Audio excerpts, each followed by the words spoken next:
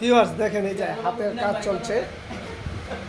কাজ চলছে এই যে ভাই নিজেই কাজ করে, ওনার নিজস্ব দোকান, এই যে এগুলি বিক্রি করে সম্পূর্ণ কাঠের জিনিসপত্র।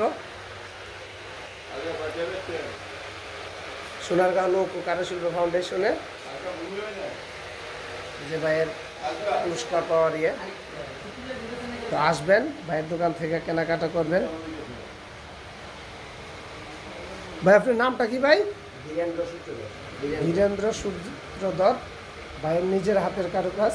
ভাই এই রুটি বানানোর পিড়ি কত করে বিক্রি করেন? 200 টাকা। এই বেলুন সহ না বেলুন ছাড়া? বেলুন সহ 200 টাকা।